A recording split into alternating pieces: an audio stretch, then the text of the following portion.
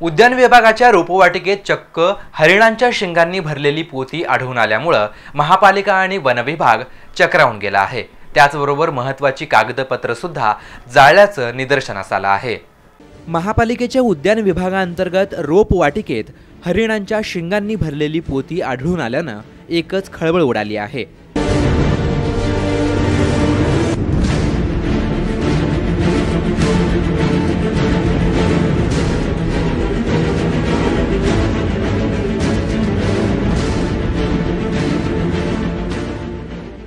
शिंगाच्या पोती एकीकडे तर दुसऱ्या बाजूला उद्यान विभागाकडील महत्त्वाची कागदपत्र, फाइल्स, पावती पुस्तकं आगीच्या स्वाधीन केल्याचं निदर्शनास पडल्यानं रहस्य आणखीच वाढलं आहे। हरणांची शिंग आली कोठून, कोणी आणली, शिंगाची तस्करीचा हा प्रकार काय आहे नेमका, या पाठीमागचा खरा सूत्रधार कोण, कोणाकोणाचे हात इथं ओले झाले आहेत, भ्रष्टाचार, गैरव्यवहार, संभाव्य तस्करीमध्ये कोण कोण बरबटले गेले आहेत, ही सर्व चौकशी समजेलच। तूर्त तरी या प्रकरणामुळे एकच खळबळ उडाली आहे।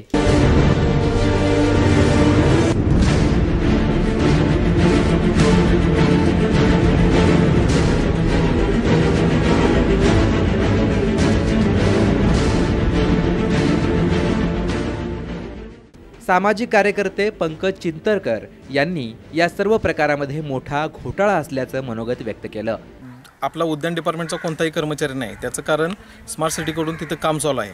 त्यामुळे कोणी अज्ञात व्यक्तीनं ते म्हणजे कचरा जाळला तिथं त्या ह्याच्यामध्ये जुने पेपर्स वगैरे ते म्हणजे न्यूजपेपर होते ते काय रेकॉर्ड वगैरे असं काही नव्हतं, ते जाळण्यात आलं। मी जाऊन प्रत्यक्ष पाहणी केली आमच्या टीमने, तिथं जाऊन बघितलं तर तसं काही महत्त्वाचं काही रेकॉर्ड नव्हतं, ते खूप वर्षापूर्वीचं रेकॉर्ड होतं आणि ते म्हणजे असं विशेष असं काही नव्हतं त्याच्यात। महापालिकेचे अतिरिक्त आयुक्त श्रीकांत मायकलवार यांनी या प्रकाराची तपशीलवार माहिती देत आवश्यक ती कार्यवाही प्रगतीपथावर असल्याचं स्पष्ट केलं।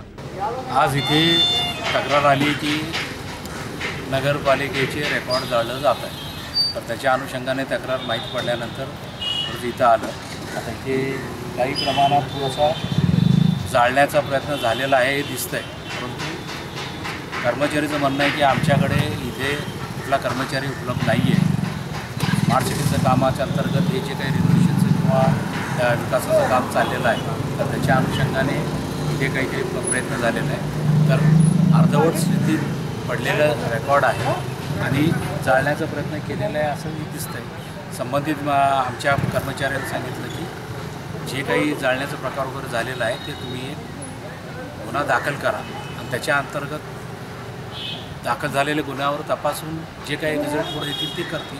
परंतु तथापि आज जे काही नगरपालिकेचं रेकॉर्ड हे असं पडलेलं आहे ते न करता हा रेकॉर्ड संपूर्ण नगरपालिकेत जमा करावं आणि जमा करून एक जाणकार माणसाकडनं जो काही अबकड क्लासिफिकेशन आहे तो क्लासिफिकेशन करून घेऊन त्याची निष्कासित करण्याची आपण कारवाई पुढे करता येईल। दरम्यान रोपवाटिकेत आढळून आलेली सर्व पोती, कागदपत्र, फाइल्स, पावती पुस्तकं महात्मा गांधी राष्ट्रीय प्राणी संग्रहालयात पंचनाम्यासाठी आणण्यात आली आहेत।